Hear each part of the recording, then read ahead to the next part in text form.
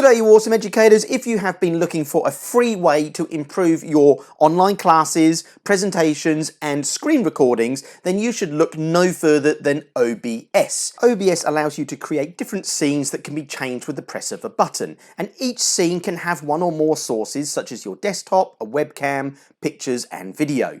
Using OBS can create better engagement between you and your students, particularly during recordings. Once you've set up your scenes in OBS, you can use them with a virtual camera in video conferencing such as Zoom or Microsoft Teams.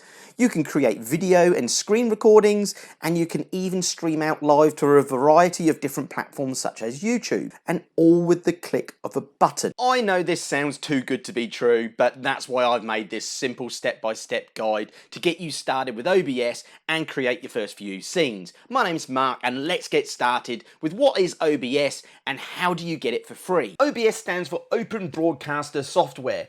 It's open source, which means it's completely free to download and use. You need to go to the home page to find that. Go to any search engine and type in OBS, or go up to the web browser's address bar and type in obsproject.com, hit enter, and you should get to the home page just like this. Now, OBS does work on different platforms. It works on both Mac and Windows machines. They're the most common, and obviously you're going to need to make sure that you download the correct one for your machine. Once you've downloaded it, install it on your machine and you will get something that looks a bit like this. Let's have a look at the layout. This is the preview window. Anything here will be recorded or sent to your webcam. Down here you can turn the webcam and recording on and off. In the corner you can swap between your scenes, which is made of one or more sources.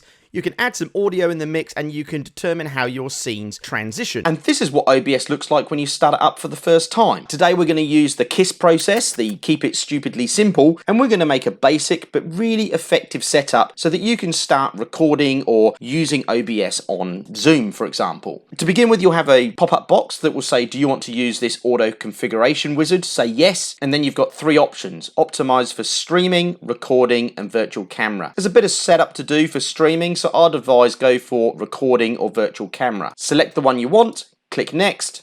The settings are usually pretty good, and in this case I'm just going to leave them as is. Click next, and then yes, I'm happy with what we've just chosen, and apply settings. And now you can see our blank canvas ready for us to start adding sources, and then we can create some great scenes. But before we do that, we want to save our settings to this profile. Up here under profile, you can see we have an untitled profile with a tick next to it. We're going to rename this to recording, because we're going to have a recording, maybe a streaming and a virtual camera settings. So we don't want to keep having to redo all the settings. We want to save each one and then swap between them. So now you see in our profile we have our recording one. Alright, so let's add our sources and make a screen capture for recording. Down here in the sources, we're going to add three different types of sources to make up basically all of the scenes. When you click on the button down the bottom, the plus or the add button, you will see all of the sources. Now we're going to add a video capture device. We're also going to add a display capture, and we're going to add an audio input capture. Now, doesn't quite sound what you think it might have sounded like, or in other words, we're going to add a camera, we're going to add a screen recording or a screen capture, and we're going to have a mic. We might also add in the audio output capture, which is your desktop sound, if you've got a video or maybe some audio that you want to capture. Let's start off with putting in our display capture. All of the sources you can see comes with either a create or select a source. If you've already created the source before, then you can select it down here in the add existing box. However, I haven't created anything yet, so I'm going to create a new one with a unique name so I can remember it for later. And I'm going to put in there screen 2. Now remember, I said it's unique, not creative. So I'm going to click on OK, and here in my properties box you can see a display of what I am selecting, as well as next to display there is a drop down box with two different choices. If I click on the other one, that's my laptop screen. That's why screen recorders don't usually record screen recorders. That's horrible. Let's go back to the other one. There we go. That's what I want to record. So you can select that and it will show you which one you're selecting in this display here. The other one you want to consider is, what do you want to do with your mouse, with your cursor?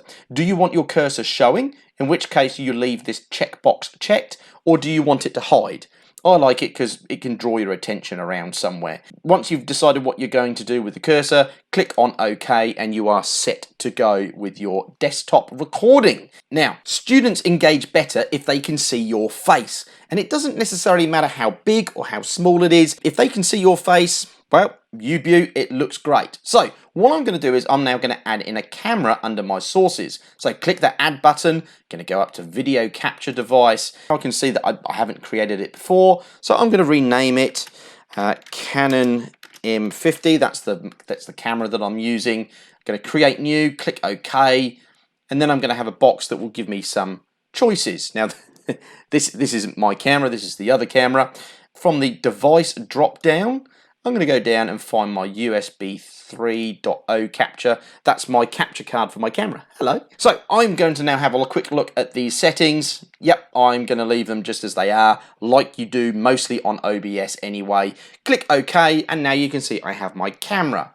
Now the problem is, you can see it's just hidden the screen behind it. I can use this eye icon. If I click on that, you can see it hides it, but that's not any use if I actually want my camera on here. What I want, and what normally happens, is you want, just down in this corner here, you want to have your little image of you talking while you're doing your presentation. What we're going to do is we're going to grab hold of this red box here at the top, and I'm going to make it nice and small so that I'm hitting down the corner. So I want this big enough so that people can see me, but not so big that I'm hiding the letters or whatever else is on the display. Now I can shrink this down a little bit more. If I hit the Alt key and then drag the boxes, you can see that I can now crop the side of my camera, and now I can drag it over a bit further and still keep it a nice size.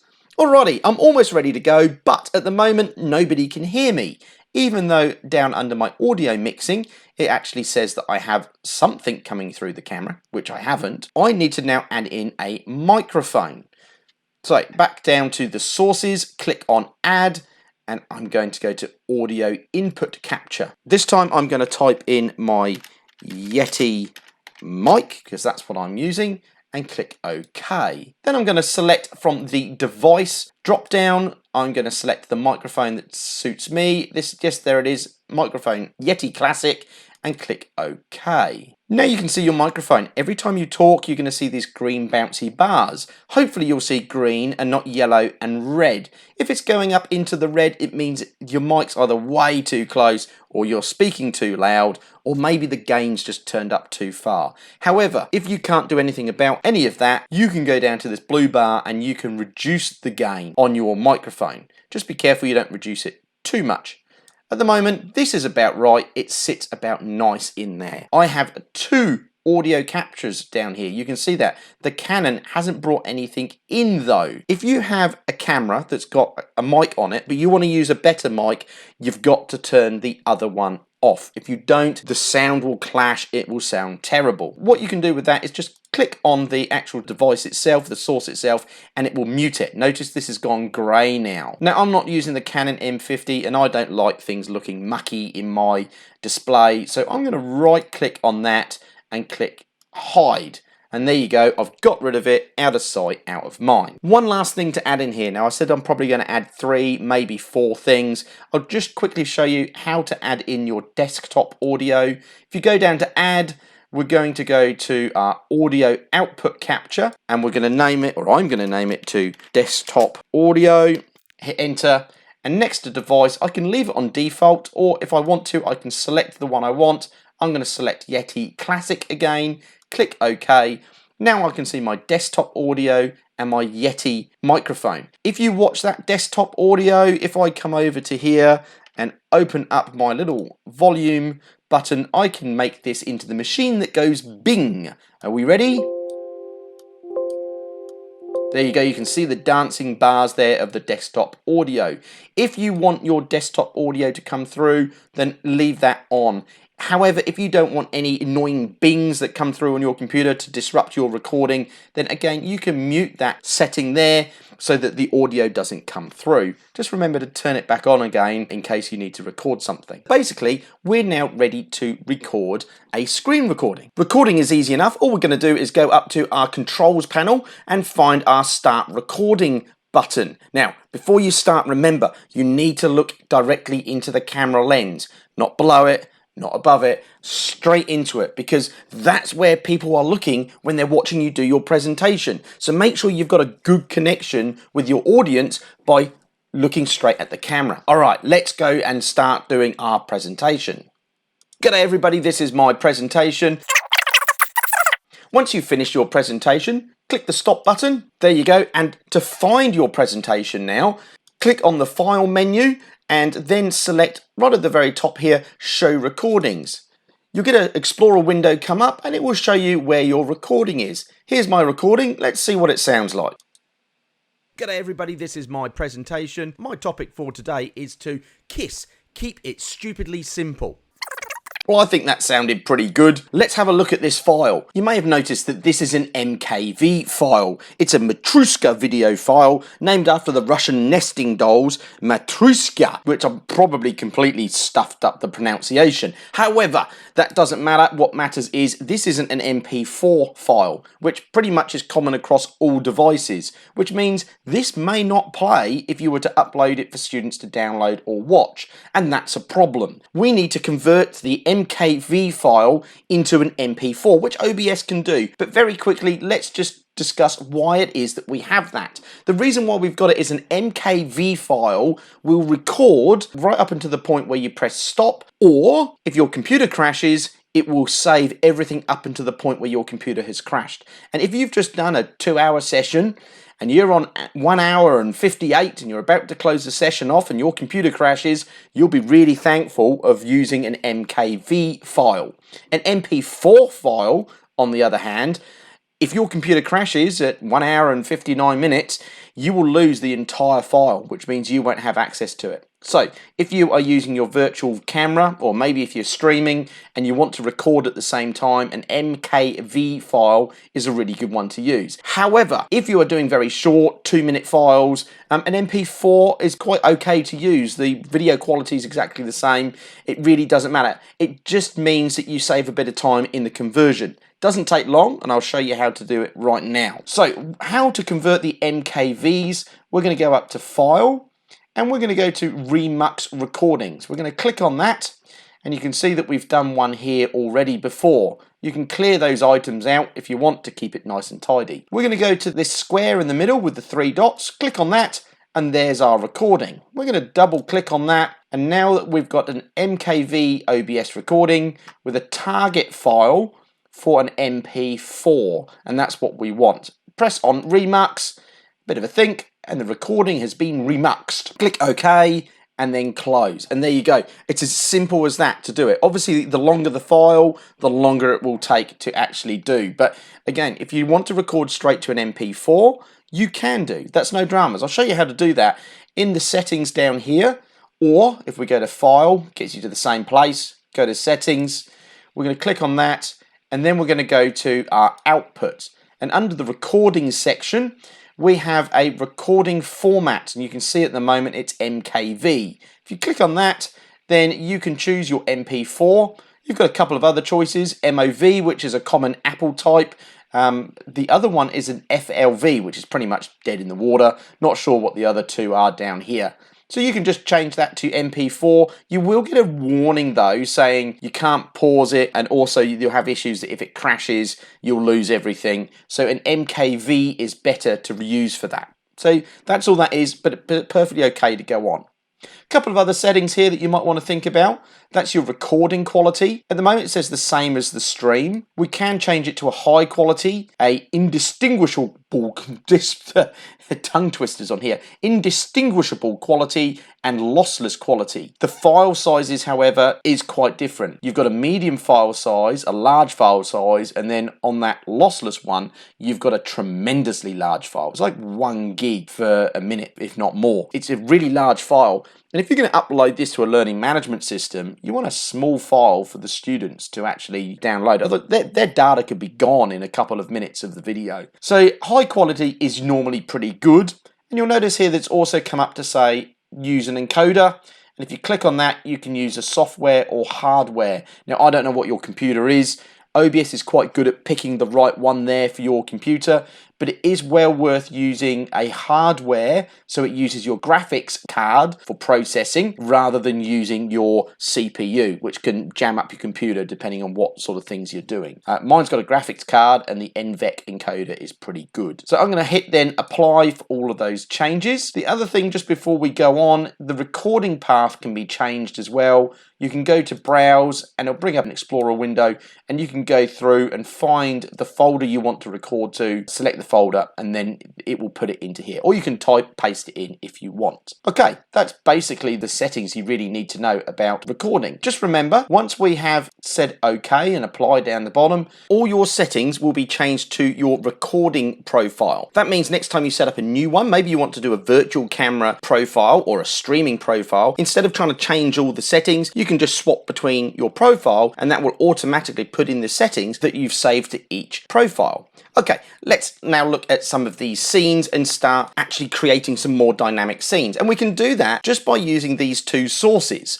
First of all, let's do a little bit of housekeeping. I'm going to rename the scene because you can't have a scene named more than once. So I can have scene 1, scene 2, scene 3, but I can't have scene. So I'm going to name this something that's unique to what I want to call my scene, and you'll see when you use hotkeys, it'll come in useful. So right click, I'm going to rename, and I'm going to call it large screen small me. Not very imaginative, but it does describe what's going on. Next, I'm going to try and get rid of these desktop and Yeti mic sources. Now, I cannot just hide them like I did over here with the audio mixer with the Canon M50 audio, but what I can do is group them together and put them on the bottom. So I'm going to click on the first one, on the Yeti. I'm going to hold the control key, click on the desktop audio, right click, and then I'm going to go up to group selected items, and you can see it puts it in a folder, and I'm going to name that folder audio, hit enter, and now what I can do is I can collapse that down and I can shift that down to the bottom down there, and it just makes it a little bit tidier. If you've got lots of things that you don't need to change or hide or move around, it's a really good way of just tidying up your scenes folder. So now I've done that, what I can do is start making different scene setups. Basically, it'll be variations of this. So I'm going to right click and I'm going to go to duplicate, and I'm going to make this one let's just have a large screen this time, because sometimes I've got lots of data on the screen. I don't want me in the corner. So I'm going to hide the audio, and the M50, I don't want me. I'm distracting. So I'm going to get rid of me and I'm going to right click and remove, because I don't want the option of that coming back. I don't want to get confused. I don't want to accidentally turn it on. So I'm just going to have that. So now I've got me in the corner, which just creates a little bit more connection between myself and my student, and a large screen. Next, what I'm going to do is I'm going to duplicate the screen again, the original one. This time I'm going to call it small screen with a large me. There we go, and it doesn't have to be a 2. I'll get rid of that, click OK. This time I'm going to reverse it round. Get rid of the audio there. I'm going to click on me. I'm going to hold Alt and get rid of those cropped sides that we put in earlier. I'm going to take myself to the top, let it snap, and then I'm going to drag the corner box down there. That's brilliant. And now I'm on top of the screen source. So I want to bring that to the front. I can do that by dragging it to the top, or I could have just hidden it using the eye. So let's now drag this down. I'm going to make this smaller, put this at the top. Now that looks really nice. How about that? That looks really good up in the corner, a bit like a newsreader, only I'm behind. You can fix this with a green screen. And if you have a green screen, I'll show you how to get rid of that and place this in a minute. All right, the next one I want is, well, when I'm talking to my students, this is great. I mean, this creates some really good connection and they can still see the slide. But sometimes, like the slide, when you don't want to be distracting, sometimes you don't want the slide to be distracting or whatever you've got on this screen. So I'm going to right click on the small screen large me. I'm going to duplicate that.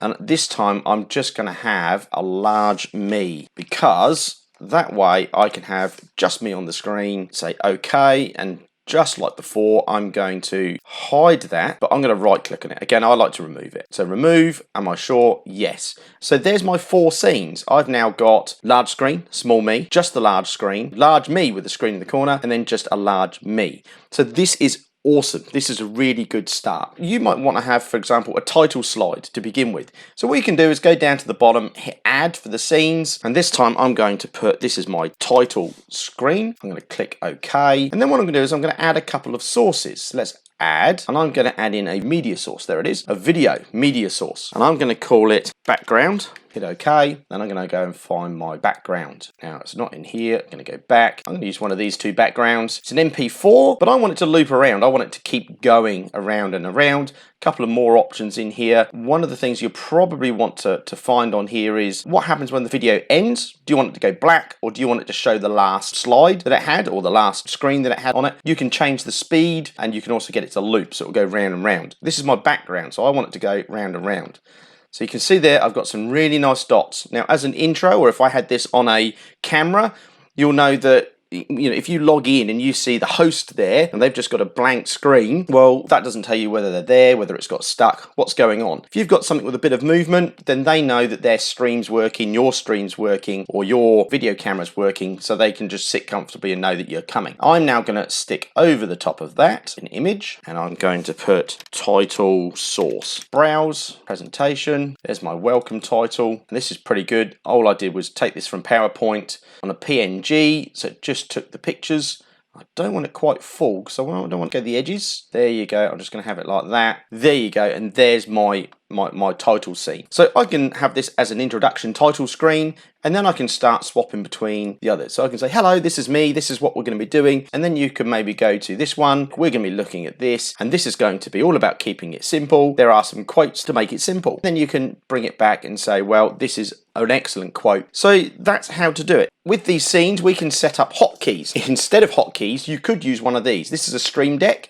This allows you to assign shortcut keys to this, and then it doesn't interfere with anything else that you do. You can go to the shortcut keys and assign a scene or an action such as start, stop recording to a shortcut key, and we'll have a look at that now. What we're going to do is we're going to go over here to the settings, click on settings, and then we're going to go to the hotkeys tab on the left hand side. So hotkeys, or as keyboard shortcuts, are basically keys that are assigned to a specific function within OBS, and we can actually determine what they're going to be. You can see they're all blank at the moment. These ones here, you can see start recording, stop recording, they're linked together, so you can see that when I hover over the top, it actually shows that it's connected to another one. So I could say that I want to have a Shift Control F1, and all I'm doing is actually pressing those keys all together to actually get it to enter in. Now I could have stop recording as F2, or perhaps I just want to have it as F1, so I know that my stop recording is that. I could have a pause recording and unpause recording. Perhaps maybe that could be my Shift Control and F2,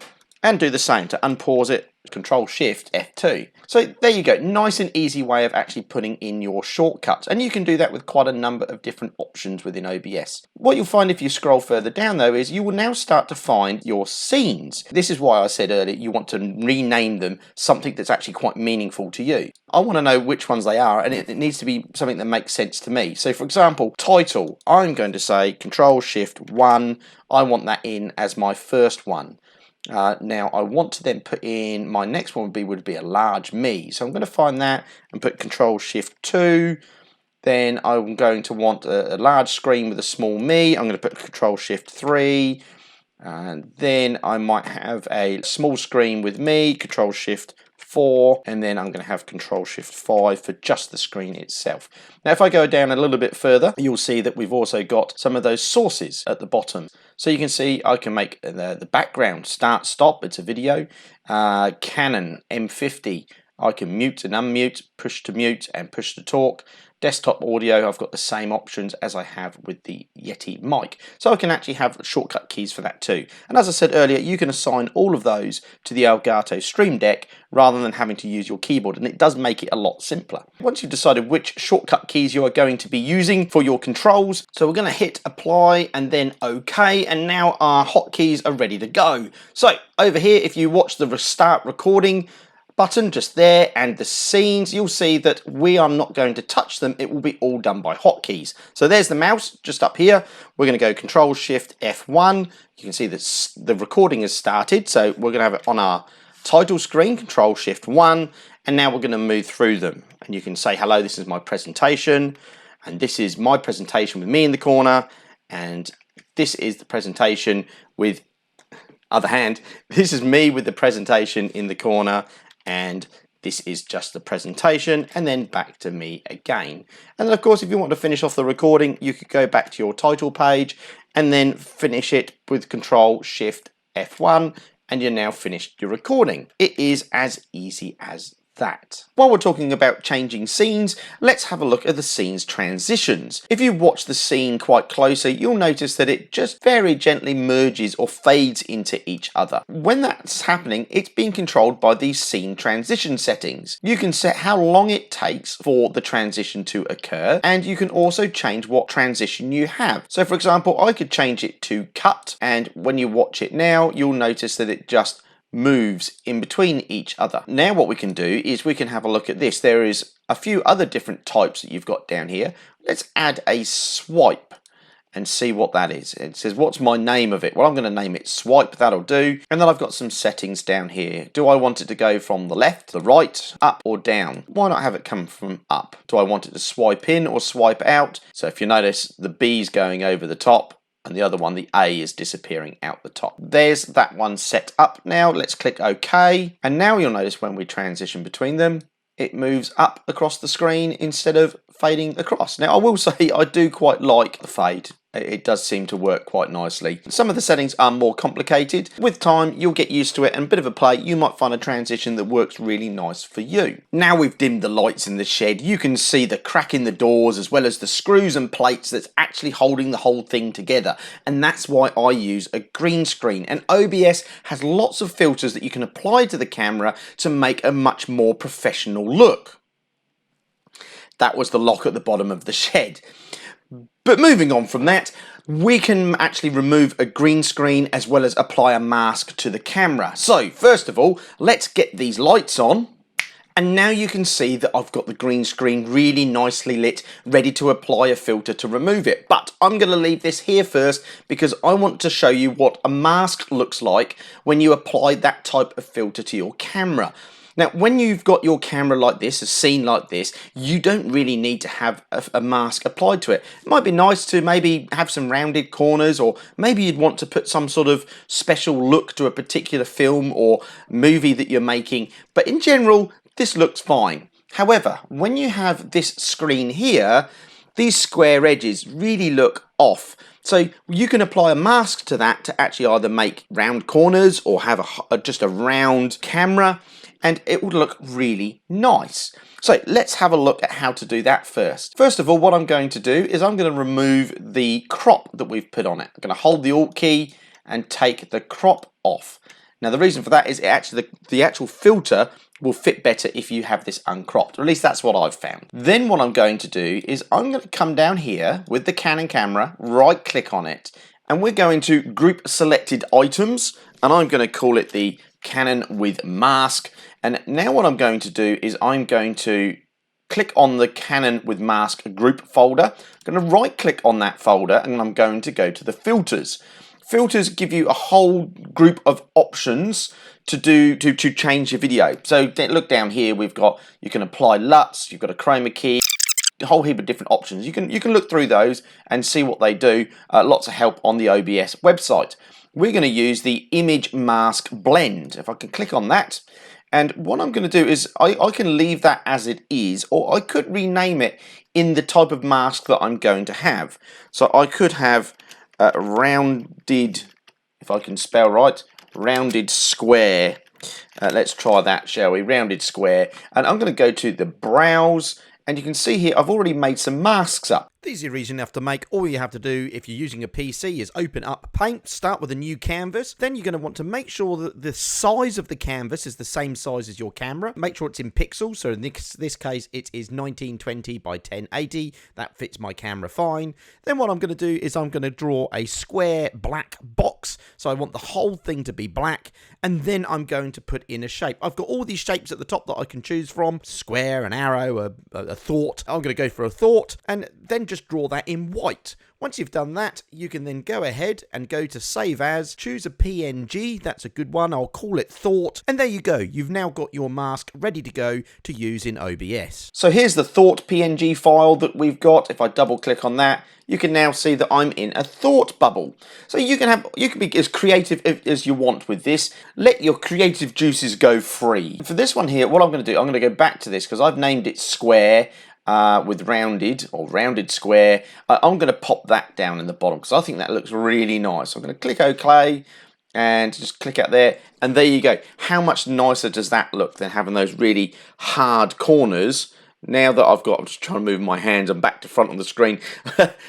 How much better does that look with those rounded corners up here rather than that really hard one? These masks are really effective. Now, the reason we have to group this is because if we don't put this source inside of a group, then what will happen is it will apply this filter to all of the pages. So those big pictures of me would end up in a circle, and I don't want that. I want it to apply just for this, and that's why we group this one by itself. Let's have a look at how to remove the background. Now, if you've removed a background, you're probably not going to need this mask on here. But do you know what? Let's leave this here for the moment, and we'll see what it looks like when we do actually remove that green screen. This is really easy to remove the green screen from OBS. We're going to use, down here again, the filters. So right click, go to filters. You can see here now that we have got effect filters and audio video filters. So if you want to know whether you've got a camera selected or whether you've got your group that's got the camera in it, we didn't have this separation when we were in a group. So effect filters, that's what we need to go for. Click a plus, and we're going to go up here to chroma key. And I'm just going to leave this as is because I've only got one chroma key I want to use. Click OK, background gone. Look at that, as easy as that. A couple of things in the settings that you might come across. That is that if your background is, say, like a canvas or a cloth type background, you might find that you've got some wrinkles that cause hot spots within it. So that's where you get shadows in the cloth. So you get brighter parts and soft and darker parts of the cloth showing up. And what it's going to look like is this. And what I'm going to do is I'm going to move the similarity down. So it's not going to be as aggressive. Can you see that starting to come through? If you have wrinkles coming through, then this will obviously be in lines coming down. Now these two lights here, this is where my lights are shining onto my green screen. So I do have a couple of lights, but you also notice on my chair, I've started to get green around it, and my hands as well. So I want it to be a little bit more aggressive than that, but I don't want it so aggressive that my picture does this, because now the background that I'm going to be on is going to shine through me. So we've got to find a balance between being aggressive and being soft. And so let's find, we were at 400 a minute ago, so you can just see those lights just disappearing. And now they've gone, and that's a bit where I want to sit. So it was on 400. I've managed to bring it down. So I'm going to be a bit better. I'm going to look a bit better in there, and you can see that I've managed to get rid of everything that I've got in there. You can have a play around with some of these. Smoothness sometimes helps to get a clearer picture, and then you can have a play around with some of these. I don't find these particularly too necessary, but if you want to just get going quick, that's usually the best way of doing it. If you do have a different background, coloured background, you can change it here. If you've got a blue, magenta, or a custom background, you can try choosing the colour for that. Obviously, green works the best because green is less likely to be in your clothing. But if you're going to choose green, make sure that you don't have green jackets on or logos or pictures, because the green will just disappear and have the picture coming through you, and it's quite disturbing sometimes to have a floating head with a green because you've got a green shirt on. Click close. There you go, it's gone. Really nice. OBS automatically puts in a black background, as you can see. Now we might say black shirt, black chair, black microphone stand. You might say this is all a bit too much black. So what we can do here is we can go down to the plus under the sources, and we can add a color source, and I'm going to put a white one in there. Click OK. This is an off-grey colour, I don't really like it, so by pressing on select colour, I can change that to whatever I want. I'm going to select white and have a nice bright background. Remember, we've got to order my sources, and there you go. white background. So now I really pop outside of that picture now. Now this has only been applied to this one. Now if I go to the large screen with the small me, you can see I've still got a black background. I could leave it like that, or I could put any color in there or picture, but what works really nice is putting in the screen behind you. So let's duplicate this. I've got a large screen, large me. Now let's link that up. There you go. How much better does that look? So now when you're doing your presentation, when you've got your picture on, you can go, as you can see, we started off with paper and drawing on it to be able to do our presentations. Then we got some screens where the TV was basically as deep as it was wide. And now we're able to put some of these presentations actually onto our mobile devices where we can put them in our pockets. And what do we call this? Well, we call this a big conception. No, we don't. We call it a big concept. How's that? So you can actually have diagrams on the board. You can point them out. Works really nice for teaching. There is one thing that we haven't looked at quite yet. That filter, you can still see I'm rounded in here. You might actually say that's not that bad, is it? You know, just to have the rounded in you. If that was a white background with you there, you'd probably actually say that's probably not that bad. But remember, if you just want a mask on this one, then you need to make sure that you group the camera and then you apply the mask for it. So now that we've got this set up, we can make some really nice engaging videos for our students. But what we can also do is use this exact same setup in our virtual camera on our video conferencing software, something like Teams. So how do we do that? Well, let's go ahead and have a look. Before we start talking about how to get OBS into your video conferencing software, we need to be honest. All video conferencing software is different and you are going to need to set aside time to figure out the best option for you. I'm going to give you a few different options for video and for audio, but they're all going to work differently and depends upon what circumstance you're using it on. If you have some like-minded teachers or trainers that would like to use OBS and likes the functionality that it's got, I would suggest that you would sit down with them and actually use it in a video conferencing call and actually play around with the software and figure out what works best for you. Here's a heads up. Zoom, when it handles a 1-to-1 call, will handle it completely different when there is a 1-to-10 call. So make sure that you try and replicate whatever you're going to do, try and replicate the best you can, okay? So that way you've got the best chance of success and the best chance of finding out what's going to work best for you. So let's start from the beginning. I'm going to give you 3 options. The first option is going to be using OBS with the virtual camera and with using your microphone directly into the video conferencing software. The next option is to use OBS with the virtual camera and then using a audio cable, a virtual audio cable, to be able to get your sound and your microphone into your video conferencing software. And then the final option that I've got for you, and this one's probably slightly more complicated, but sometimes has much better results, and that is to actually use something called an NDI viewer to actually get the sound and the video out into your video conferencing software. So they're the 3 different options. So let's talk about option number 1. We're going to use the virtual camera down here. We're going to turn off the microphone from here. But up here, first of all, before we start, we are going to need to go to the profile and set up a new recording profile. Very easy to do. We're going to go to Profile, New, and it says, what do I want my profile to be called? And I would like it to be called Video Conferencing. And I'm hoping I've spelt that right. Click OK. And now I'm going to select, I will be using the virtual camera. Click on next and then apply settings and we're ready to go with a new profile. Remembering all the settings I change here now will apply just to the video conferencing. When I've set hotkeys up, by the way, the hotkeys will still work for the scenes, but you're going to need to set up the hotkeys for the rest of it. Alrighty, so we've got our video conferencing selected. We're going to start our virtual camera and I am going to turn the sound off of my Yeti mic so that it doesn't conflict with Teams, and that's what I'm going to use as an example. Now we're going to open up Teams. With a lot of video conferencing software, you can change the settings either before you start a meeting or after you've started a meeting. It's really worth checking out the audio settings in the actual main software itself.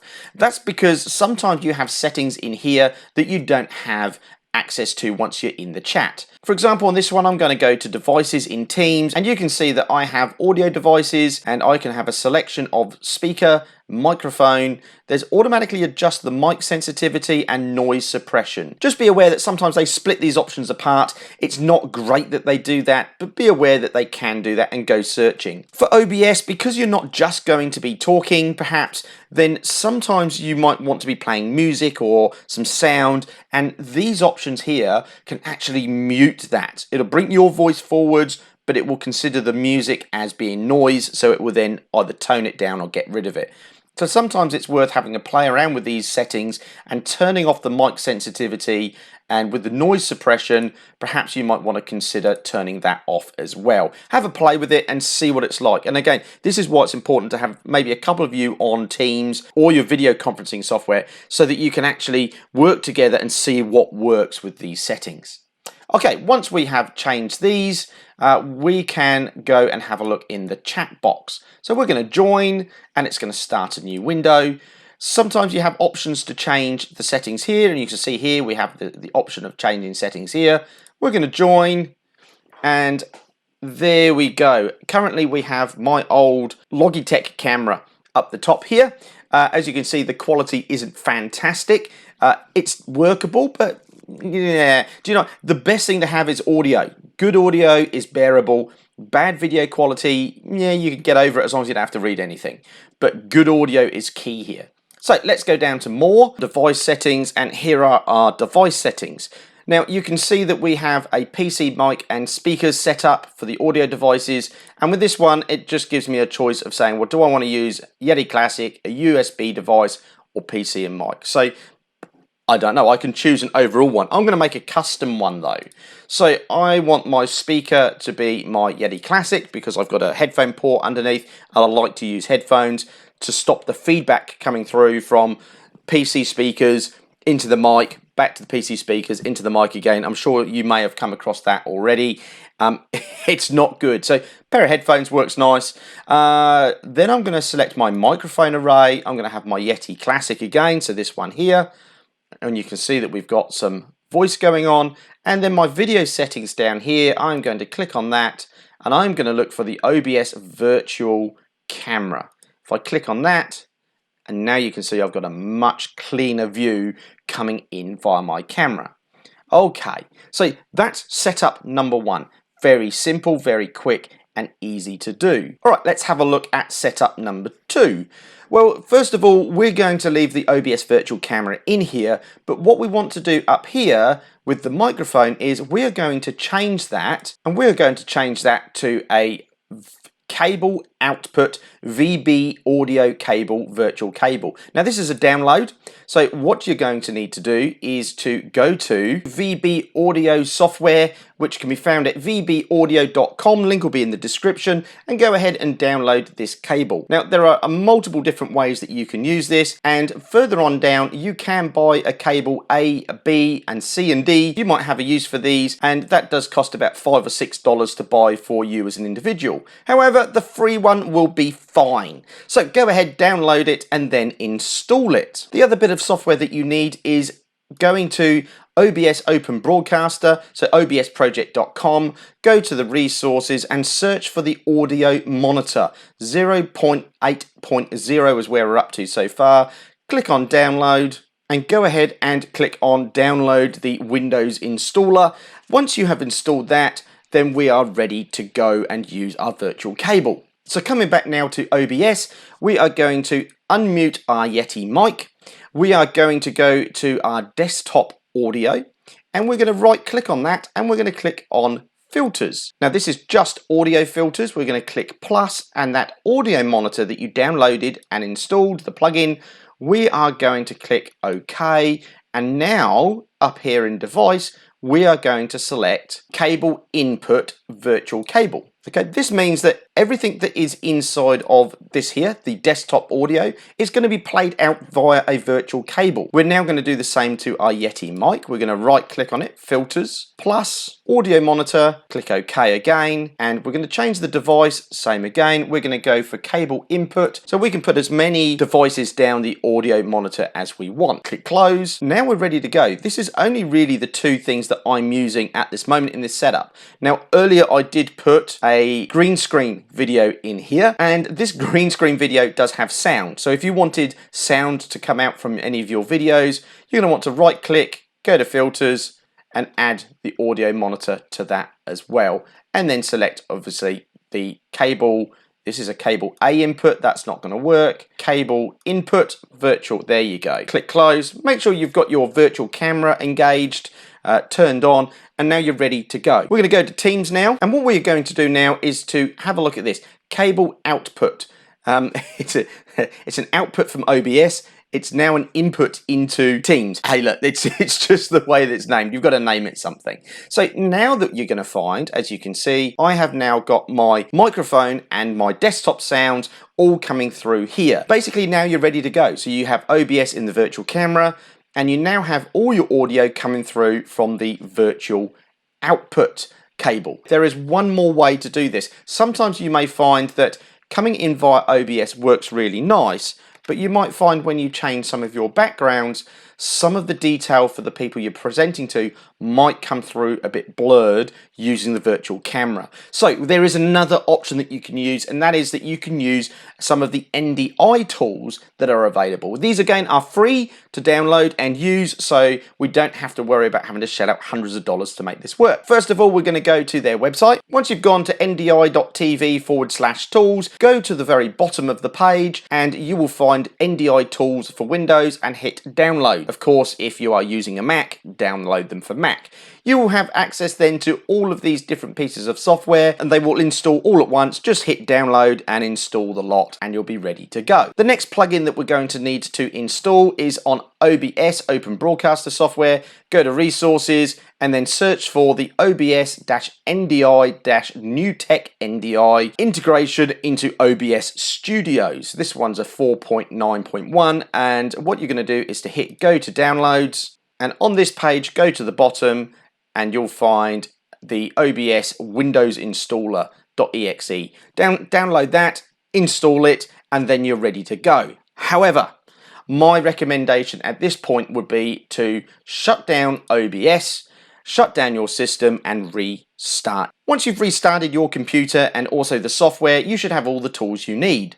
Up here I'm going to go to Tools and find the plugin NDI Output Settings. Click on it and I'm going to select the main output, and then you can name your main output name. I've just named it OBS NDI.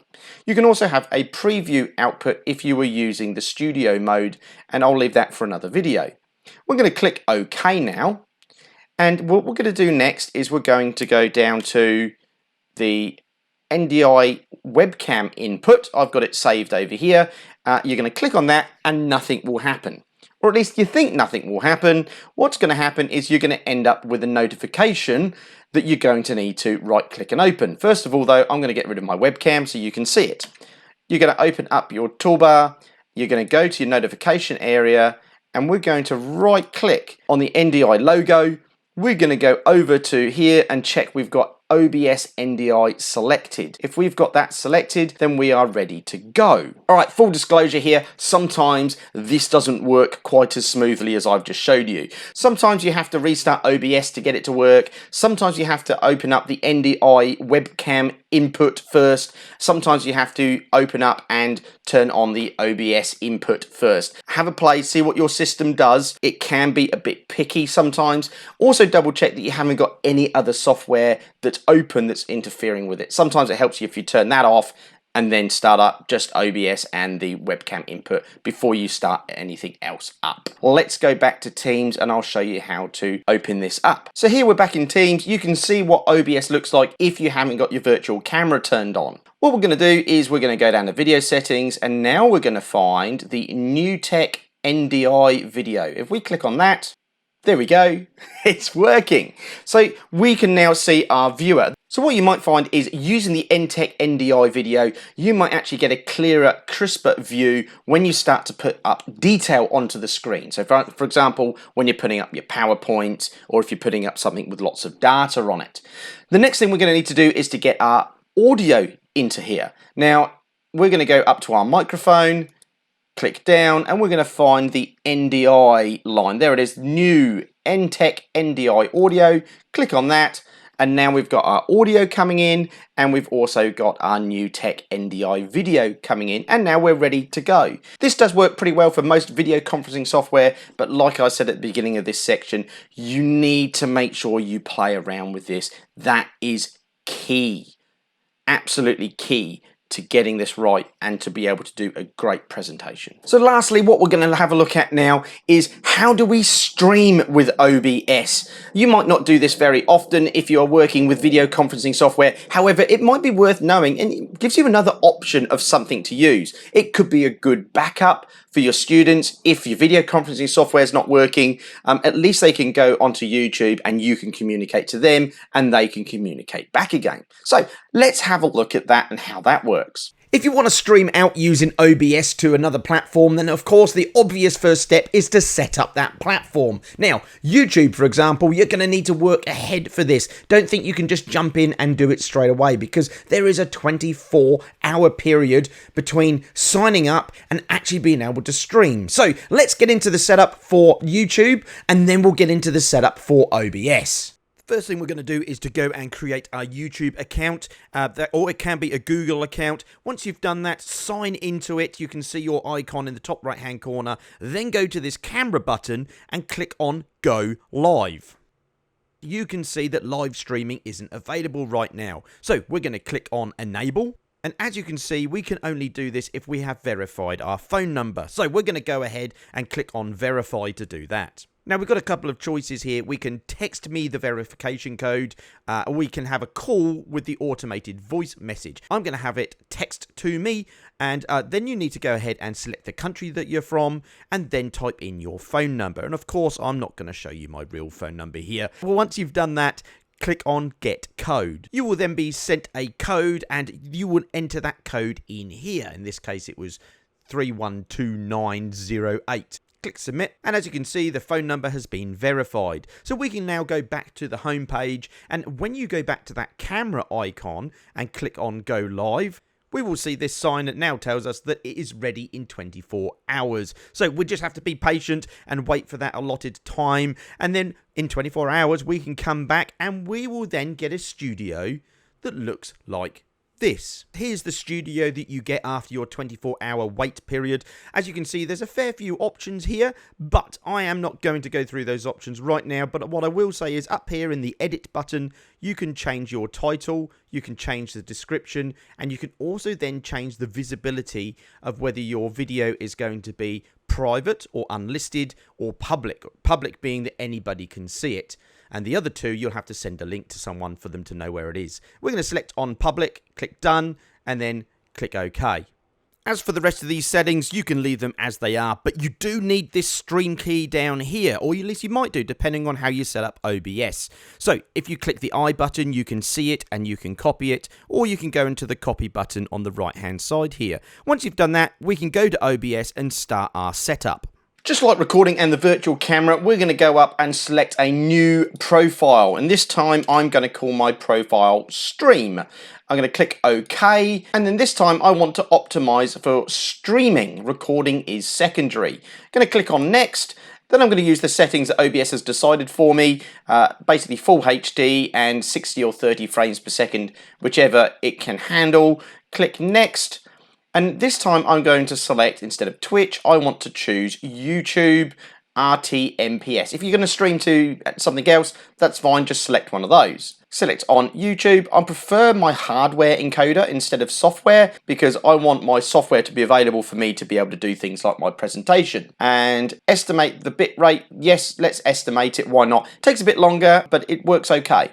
Now, I can't click on Next yet because I can either connect my account, which is the recommended way of doing things, or I can use a stream key. Either you can use. Stream key is really nice and easy. So remember that key we copied earlier? We can go to use the stream key. I'm going to click into here, paste in my key. I can show it if I want, so I know what I've got, and then I am going to click on next.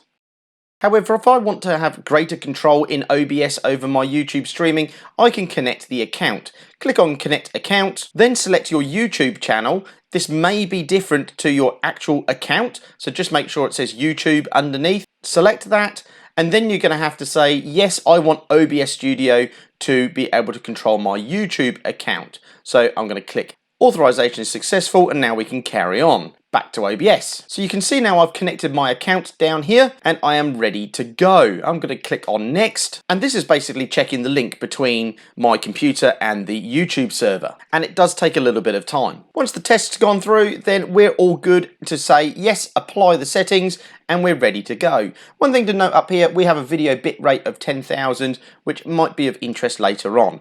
Okay, hit apply settings, and here we are ready to go. You can see we've got a chat window, so any chat that is in YouTube will come up here, and we can respond here as well. And we now have our controls down here, which have changed slightly. We have a start streaming and a manage broadcast. Because we've linked up to YouTube, we can actually use the manage broadcast. But if we'd have just used that stream key, we would hit start streaming and it would go straight to our YouTube account. Let's go to manage YouTube. We're going to go to the selected existing broadcast. But if you wanted to start a completely new one with very few details, here's the one that you can use. Going to go to select existing broadcast. If I've had some scheduled, I could click on the one that I've scheduled, or in this case, this is the one that I set up just a moment ago. I'm going to click on that. I can either select the broadcast, or I could select the broadcast and start streaming. So let's select the broadcast. It's creating a new live broadcast, and now I can click on start streaming. And let's see what happens to YouTube when we do that. So there you go, it took a few seconds to come through, but we have got it and it's already working, which is great. All you need to do is to share the link of your video and you will be able to see how many people you've got down here. And when you've finished doing your live broadcast, you can hit the end stream. And that chat that I mentioned earlier on in that chat box, well, that's the same chat that you're going to have here. So you can go ahead and you can close this down now, or you can just minimize it, and basically you're ready to go. When you've finished streaming, hit stop streaming. This will automatically disconnect you from YouTube. So once you say yes, make sure that you're certain that you actually want to end it. So you now know 99% of what you need to know to actually get going on OBS. That does mean though that we've got 1% more to go, and this might be one of the most important things you need to learn. And look, you now know what to do to be able to create some dynamic scenes and to be able to create recordings, streaming, and also virtual camera to be able to deliver those presentations that you've got sat ready and raring to go. But before we cover that 1%, I just want to say thank you very much for joining me. I hope you've enjoyed it. I've enjoyed putting this together, although as you can tell from my beard, it's taken a really long time to do it. So if you've appreciated this, please hit the like button. And also if you appreciate this type of content, hit the subscribe, but don't keep it to yourself. Share it to other people that you know might need to have this type of content. Right, let's get into that last 1%. What would happen if your computer crashed? Maybe you had to buy a new one. What would happen if Windows crashed and you had to reinstall it? Or what would happen if OBS crashed and you had to reinstall that? Well, you wouldn't want to go through and do all of this setup all over again. And the good news is you don't have to, because these sources and scenes down here, you can save them to their own profile. So if we're going to go up here to scene collection, you can see that it says untitled. And first of all, we're going to rename that to Skills Revolution, which is my channel.